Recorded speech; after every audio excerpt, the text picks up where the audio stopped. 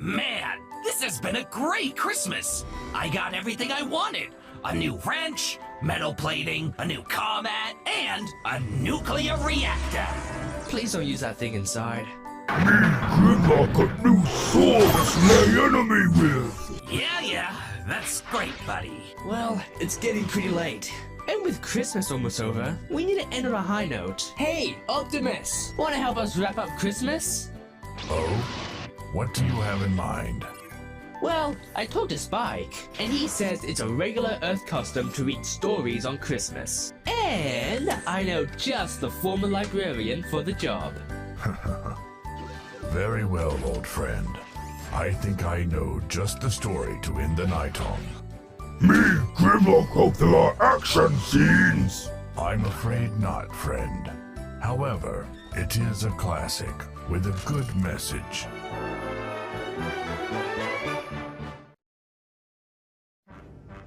Every Decepticon down in their base liked Christmas a lot, but Starscream, who resided in the same base, did not. Starscream hated Christmas, the whole Christmas season. Now please don't ask why, no one quite knows the reason.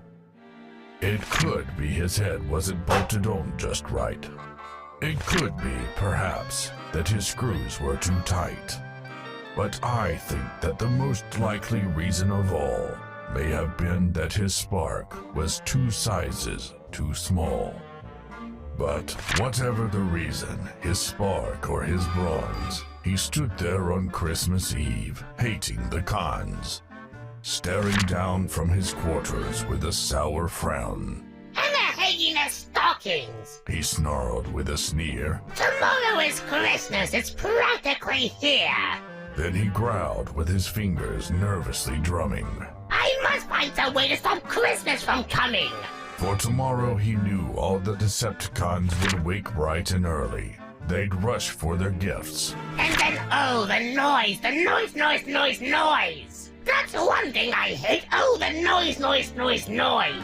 Then all the Decepticons would sit down to feast. They would feast on Energon and never cease, which was something Starscream couldn't stand in the least. And then they'd do something he liked least of all.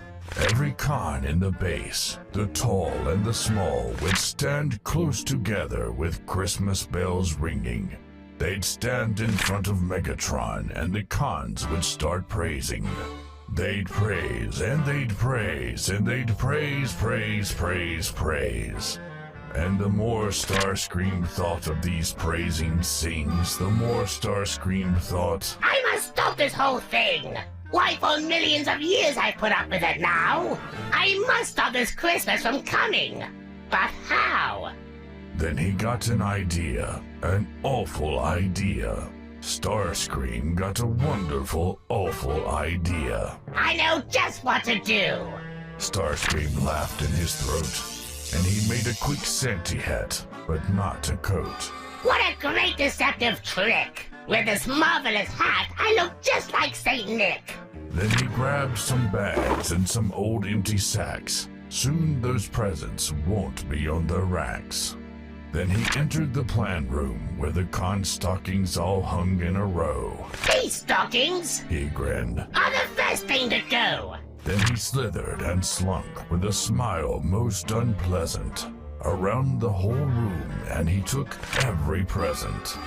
Then he slunk to the icebox. He took the con's feast. He took the Energon. He just refused to cease.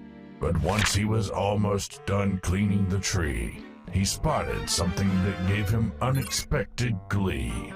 It was a present that he couldn't just bend. As you see, it was a present for him. It was from Thundercracker and Skywarp, read the note in the letter. He realized to them, I really do matter! he realized that even if Megatron will get more gifts, those seekers he considers brothers will never shift. And what happened then?